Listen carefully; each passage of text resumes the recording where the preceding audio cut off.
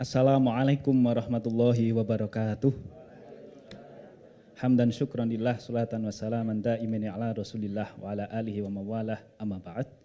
Dewan juri yang saya hormati dan seluruh peserta PI Award yang berbahagia, perkenankan saya Mustaqim, penyuluh agama Islam dari Jawa Tengah, hendak menyampaikan satu presentasi dengan tema Advokasi Panitia Zakat Non-Amil berbasis Bahsul Masail Web dan aplikasi Semajlis di Kota Salatiga.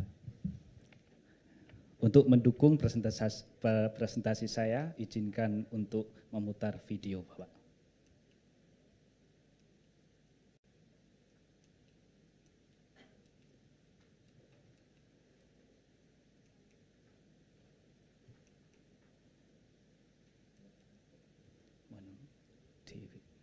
Dari situ. Assalamualaikum warahmatullahi wabarakatuh. Kenyataan di masyarakat banyak panitia zakat di masjid keberadaan mereka belum berstatus amil. Mereka mengangkat diri mereka seolah-olah sebagai amil. Padahal amil adalah man ista'malahul imam, orang yang dipekerjakan oleh pemerintah.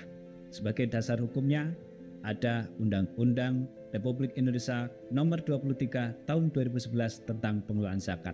Di dalam Al-Quran juga disebutkan, khudz min amwalihim shadaqatan tutahhiruhum wa tuzakkihim biha wa sholli alaihim inna sholataka sakanun lahum wallahu sami'un alim. Berdasarkan observasi, mereka menganggap diri mereka seolah-olah bertindak selaku amil tanpa memahami syarat legalitas amil sebagaimana ketentuan hukum. Padahal SKUPZ merupakan syarat mutlak yang harus ada ketika panitia zakat ingin bertindak selaku amil. Tidak adanya pendampingan hukum secara efektif dan masih adanya disinformasi mengenai pelaporan zakat merupakan salah satu penyebab mereka tidak mengurus SKUPZ. Oleh karena itu, saya merasa perlu untuk melakukan pendampingan hukum terhadap panitia zakat non-amil agar memahami urgensi SKUPZ sekaligus bertindak sesuai dengan norma hukum. Setelah melalui tahapan observasi, pengumpulan data dan analisis masalah, saya melakukan advokasi panitia zakat non-amil berbasis Bahsul Masail Web dan aplikasi Semajlis, sistem manajemen aplikasi, rekap data, zakat, infak, dan sodaqoh.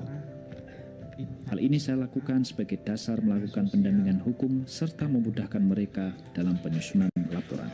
Alhasil, setelah advokasi ini dijalankan, banyak panitia zakat non-amil tersadarkan untuk mengurus SKUPZ, diikuti dengan pemahaman agama yang baik mengenai ketentuan pengelolaan zakat. Dan tidak hanya itu, disiplin penyampaian laporan dari mereka juga mulai ditegakkan. Selain itu, langkah strategis dalam rangka percepatan pembentukan SKUPZ yaitu dengan selalu berkoordinasi dengan Basnas.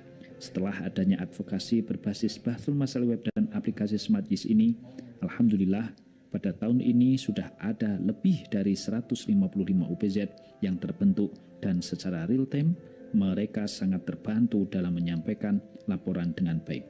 Dari 207 masjid yang ber-ID di Kota Salatiga, alhamdulillah 69,59% mereka sudah ber-SK UPZ. Zakat ini bukan hanya soal pengumpulan saja, tapi juga penyaluran menjadi tanggung jawab moral di dunia wal akhirat. Melalui tindak nyata ini, saya akan terus berusaha mendorong kepada seluruh takmir masjid di Kota Salatiga untuk memiliki SK UPZ sehingga status mereka sah menjadi amil. Dengan demikian, kesadaran dari warga masyarakat untuk memberikan zakatnya kepada amil nyata sah keabsahannya sesuai dengan ketentuan hukum. Baik, Bapak, Ibu, dari tayangan video yang telah kita simak, maka sudah cukup memberikan satu gambaran yang jelas bahwa program advokasi ini mutlak tidak bisa ditawar lagi. Mengapa? Karena ketika ada penyimpangan yang dilakukan oleh panitia zakat non-amil dalam pengelolaannya, itu akan mencacati hukum itu sendiri dalam kaitannya dengan kepentingan hukum. Sebagai solusinya, maka saya membuat Bahsul Masail Web melalui link www.mustaqim dan seterusnya di mana seluruh materi yang telah saya sampaikan saat saya melakukan advokasi tertuang ada di Bahthul Masail web ini. Bapak Ibu semua, perlu kita pahami, selama ini yang kita dapati kepanitaan zakat yang ada di masjid, mereka seolah-olah bertindak selaku amil. Padahal amil adalah man nasobahul imam, orang yang diangkat oleh pemerintah. Selama ini yang kita dapati, mereka dibentuk atas prakarsa masyarakat. Padahal masyarakat sendiri belum tentu kapasitasnya dan wewenangnya adalah selaku pemerintah. Maka untuk menegakkan hukum, saya perlu membangun kesadaran kepada mereka melalui advokasi ini supaya mereka sadar dan tergerak untuk mengurus SK UPZ. Akan saya tunjukkan urgensi zakat ini ketika diberikan kepada amil bukan panitia zakat non-amil. Wa ala takdiri khiyanatil wakil la yaskutu al-fardu anil malik. Selama masih ada tindak penyimpangan yang dilakukan oleh panitia zakat non-amil, maka kewajiban dari muzaki belumlah gugur. Kenapa? Li'anna yadahu kayadihi. Karena kapasitas kewenangan wakil ini sama seperti kapasitas kewenangan dari muzaki itu sendiri. Maka faman lam yasidil malu ilal mustahiqin la tabra'u zimmatul malik. Selama masih ada harta zakat yang dipegang oleh panitia zakat non-amil dan belum sampai kepada mustahik, maka kita biasanya mengerti panitia zakat non-amil menunda pemberian zakatnya bahkan sampai melewati bulan Ramadan. Maka itu sama saja la tabra'u zimmatul malik. Tanggungan dari muzaki belumlah gugur. Bi khilafi daf'iha ilal imam. Berbeda halnya kalau ketika harta zakat itu diberikan langsung kepada amil, dalam hal ini adalah panitia zakat yang sudah ber-SK UPZ, fa innahu bi mujarrati qabdihi, hanya dengan zakat itu diterima oleh amil tasqutu zakah anil malik. Zakat dari muzaki sudah gugur. Maka saya membuat Bahthul Masail web sehingga akan memperkuat dan mengkonfirmasi atas pemahaman yang telah saya sampaikan saat advokasi itu. Dan tidak hanya itu saja. Ketika ternyata panitia zakat kemudian mengumpulkan beras yang diterima dari muzaki, kemudian dicampur, maka pasti akan ada yang berpotensi kembali kepada muzaki. Padahal dalam ketentuan fikih jelas, wala yajuzu laka idza kanat zakatu fardun 'alaika ayyauda ilaika minha syai'un. Ketika zakat sudah wajib bagi Anda, maka tidak boleh sedikit pun ada yang kembali kepada Anda. Maka ketika panitia telah mengumpulkannya, kemudian ada yang kembali, itu sama saja menggugurkan zakat, yang artinya zakat muzaki tidak sah. Maka solusinya adalah para panitia zakat non-amil harus ber-SK UPZ sebagaimana amanah Undang-Undang nomor 23 pasal 38 tahun 2019 menyatakan setiap orang dengan sengaja bertindak selaku amil zakat melakukan pengumpulan, pendistribusian dan pendayagunaan harta zakat tanpa seizin dari pejabat yang berwenang. Siapa pejabat yang berwenang itu? Tidak lain adalah imam, man lahu wilayah, pemerintah yang memiliki otoritas kepemerintahan. Unsur pemerintahan terkecil dalam fikih adalah kecamatan. Kenapa? Di situ ada pemerintahan sipil maupun militer. Maka hierarki dalam badan amil itu, badan amil zakat, kemudian di tingkat pusat, kabupaten kota, maka di kecamatan ada lembaga amil zakat atau yang dikenal dengan LAS. Maka saya juga membuat aplikasi Sematjis untuk membantu mereka dalam menyampaikan laporan kepada Basnas. Kenapa? Karena alasan mereka, selain karena tidak ada pendampingan hukum secara efektif, mereka enggan mengurus SKUBZ itu karena masih ada disinformasi terkait dengan pelaporan zakat. Maka hanya dengan mengakses Sematjis ini, cukup mereka menginput jumlah pengumpulan pendistribusian pada tanggal tertentu secara real time, secara otomatis laporan zakat akan keluar, tinggal ditandatangani kemudian disampaikan kepada Basnas. Mereka menganggap Basnas ini meminta harta atau sisa dari harta yang telah dikumpulkan panitia. Padahal Basnas tidak sama sekali meminta sisa pengelolaan zakat dari amil. hanya laporan saja. Maka saya memfasilitasinya dengan smartwish.com. Kesimpulannya, alhamdulillah. Waktu habis. Baik Bapak, terima kasih. Sekiranya itu barangkali ada yang hendak dikonfirmasi.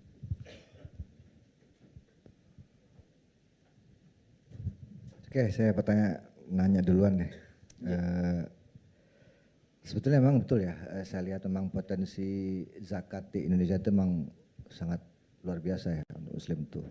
Dengan jumlah triliunan rupiah kalau dimanfaatkan dengan cara baik itu pasti tidak akan ada orang miskin di sini. Betul. Karena jumlah orang miskin itu per Maret 2023 aja hampir 25 juta sekian gitu. Tapi begini ya,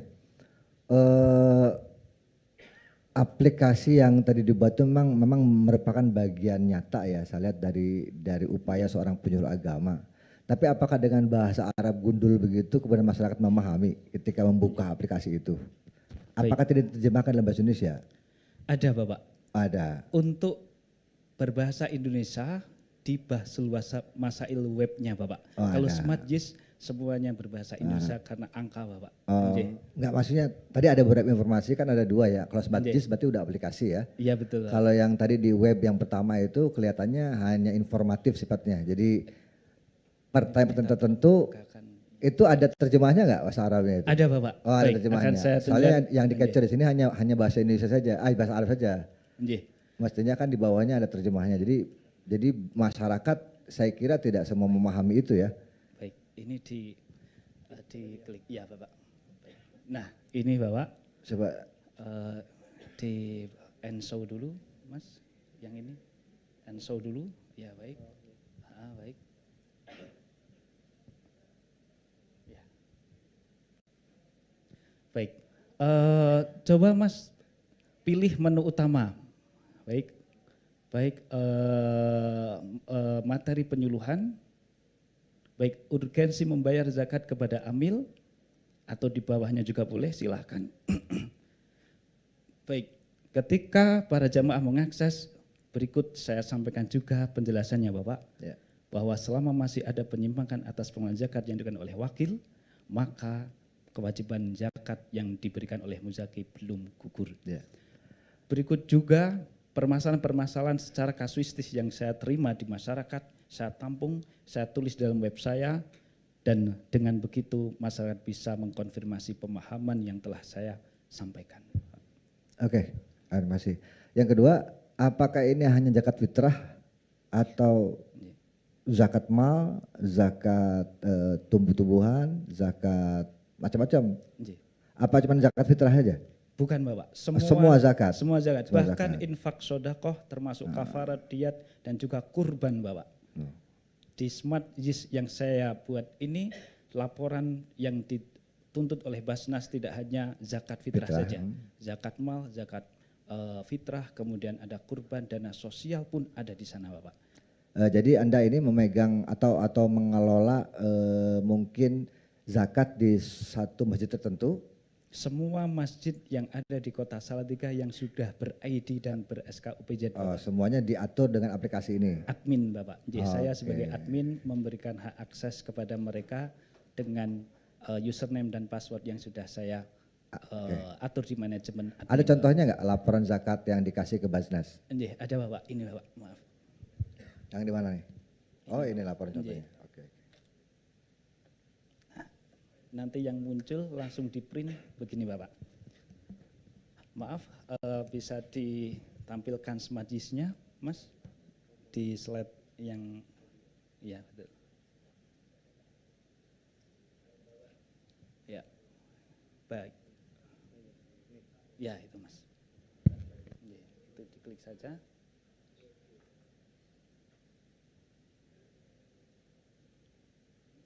Baik, silahkan diklik sudah Mas, di enshow belum tampil. Nah. Ya, baik, akan saya demonstrasikan cara penggunaannya. Kebetulan saya juga pengurus di UPZ KUA Kecamatan Argomulyo Bapak. Maaf, tinggal mengetik username yang sudah saya tentukan. Upayat KUA Kecamatan Argo, kemudian password.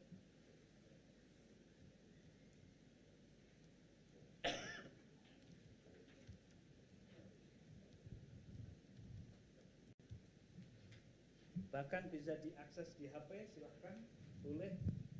Maka di sini ada zakat mal. Amil tinggal mengisi jumlah pengumpulannya pada sekarang berapa, per tanggal ini berapa. Bahkan kurban terakhir juga bisa, terakhir kemarin yang saya lakukan. Di sini pengumpulan dari hewan kambing berapa, taruhlah 3.500.000. Ini kita simpan, maka sudah dengan otomatis aplikasi ini membuat satu rekapan secara real time. Baik, ini total, nah misalkan 2. Baik. Pendistribusiannya, misalkan harga hewannya, ya baik, sudah ya. Ini hewan kambing, totalnya juga 2. Hari ini real time, kita simpan, real, baik. Maka kita kembali ke dashboard, maka ketika kita klik laporan, akan muncul badan amil zakat seperti ini dengan posisi semua tertata rapi, tinggal mereka menandatanganinya. Lalu kita pilih print, sudah jadi, Bapak. Oke, terima kasih. Terima kasih, Bapak. Oke, terima kasih Pak Mustaqim ya. Saya tertarik soal pengelolaan websitenya, dan tadi yang Anda kutip itu dari Maktabah Syamilah ya. Maktabah Syamilah, juga beberapa kutub Aturos seperti Busrul Karim, saya bawa kitabnya juga, Ya. Bapak. Yeah. Soalnya memang kebanyakan tidak ada syakalnya kan. Nanti Iya, betul, Bapak. saya sarankan untuk konten artikel ataupun terjemahan nanti ada konteksnya. Di situ kan langsung menerjemahkan dari Maktabah Syamilah ya kan. Oh, kalau penerjemahan dari pemikiran saya sendiri, Iya. Bapak. Yeah, betul. Maksudnya dari Nususul Maktabah ibarah, Syamilah teksnya, diterjemahkan, tapi juga disesuaikan konteks kasus di Indonesia supaya nanti baik. nggak tekstual apa yang disampaikan di Maktabah Syamilah. Baik. Yang kedua soal efektivitas ini, Yeah, Bapak. real time pengunjung Yeah. di website itu berapa ya? Website, Bapak. Misalkan itu udah berapa tahun? Saya sudah memakai ini 2 tahun, Bapak. Bahkan saya sebelum mengikuti ajang ini sudah membuat aplikasi ini, Bapak. Nggih. Unique user per bulan berapa kalau boleh tahu? Saya bekerja sama dengan developer, begitu saya beli domain dan hosting. Untuk Smart JIS-nya ini karena teman sendiri 1.250.000 yang seharusnya 5 juta, Bapak.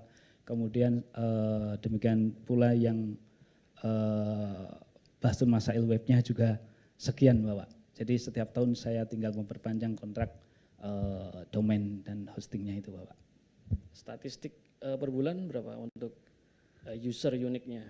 User uniknya untuk Smart JIS kurang lebih ada 150, kemudian untuk Bahsul Masail webnya bahkan ada sampai 520, Bapak.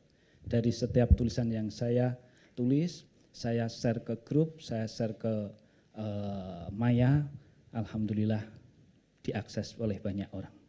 Oke, terakhir saya sarankan kalau boleh nanti diaplikasikan, konten ini kan menarik dicari orang ketika mau zakat ya, atau mencari kasus-kasus terkait zakat wakaf, bisa disesuaikan dengan konteks SEO-nya. Baik, SEO-nya. SEO-nya. Dan kedepannya jika memang dirasa cocok, domainnya diubah yang Baik, lebih friendly ya kan.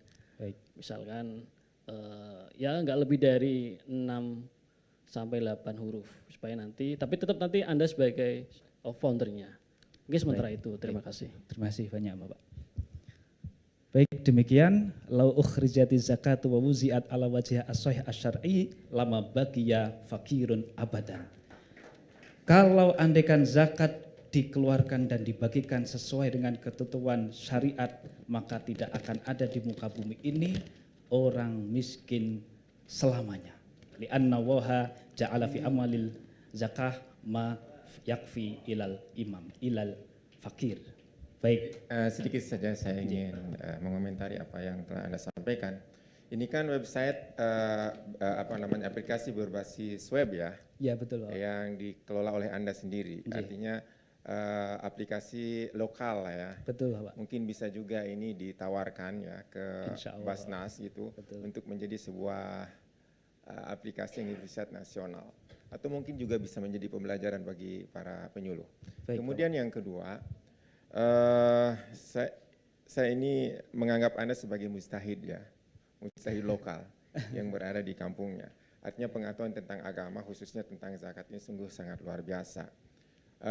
Ada satu pertanyaan mungkin di dalam Al-Quran itu bahwa zakat itu ada 8 asnaf begitu kan. Saya berpikir bahwa 8 asnaf ini adalah muslim semua. Tetapi bahwa ada ayat lain yang menyatakan bahwa al-Islam rahmatan lil alamin. Bahwa Islam itu sebagai rahmat bagi orang. Apakah zakat ini bisa gitu kan diperuntukkan oleh orang-orang non muslim untuk supaya mereka tertarik terhadap Islam. Jadi bukan hanya untuk orang Islam saja, tetapi zakat ini untuk orang muslim. Bagaimana pendapat Anda? Kemudian yang kedua, di sana ada amil, begitu kan? Amil itu apakah harus orang Islam saja? Gitu kan, sementara ini kan orang Islam saja. Apakah boleh orang non muslim juga menjadi amil di situ? Jadi amilnya orang muslim, kemudian yang mendapatkan zakat juga bukan hanya orang Islam, tetapi ada orang muslim, Hindu, Buddha, Kristen, Katolik. Jadi bukan orang-orang yang lama, tetapi memang agama-agama lain bisa juga mendapatkan zakat. Bagaimana pendapat Anda? Baik, insya Allah apa yang panjenengan tanyakan Bapak sudah saya tulis juga di website saya. Masuk menu utama, materi penyuluhan, kategori tulisan, maaf Mas, kategori tulisan permasalahan zakat. Nah, baik. Di sana ada tabel nisab zakat, bolehkah zakat diberikan pada satu golongan saja, siapa yang dimaksud sabilillah, dan seterusnya, termasuk ketentuan siapa yang berhak menjadi amil, di sana juga ada Bapak. Jadi terkait dengan non-muslim menerima zakat, maka di dalam asnaf ada wal mu'allafatu qulubuhum, sekiranya mereka bisa diupayakan supaya tergerak hatinya menuju Islam, kiranya mereka juga boleh diberikan zakat. Kemudian kaitannya dengan amil, siapa yang berhak menjadi amil, di dalam kitab Bughyatul Mursidin dan juga yang lainnya disebutkan bahwa amil itu muslim, faqih, kemudian bisa mendengar, sama dan bisa melihat bahwa karena itu kaitannya adalah dengan pencatatan. Jadi di sana ada amil tafwid, amil yang di sana tugasnya adalah menentukan kebijakan, dan amil tanfid yang tugasnya adalah pelaksana di lapangan.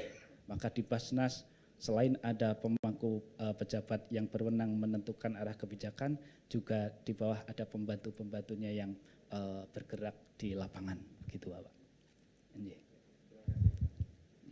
Baik, demikian kiranya, kurang lebihnya minta maaf. Tumtum fil khair wa barakatuh wan najah wa wal muwafiq ila aqwamit thoriq. Wassalamualaikum warahmatullahi wabarakatuh. Wabarakatuh. Dipersilakan Ustadz untuk ambil kategori selanjutnya, pemberdayaan ekonomi umat. Ya, biar saya yang buka. Terima kasih Ustadz.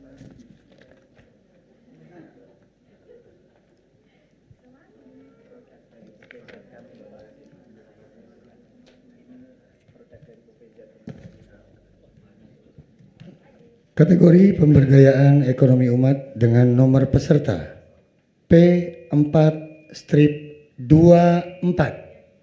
Ada? Ada. P4-24. Dipersilakan kepada peserta.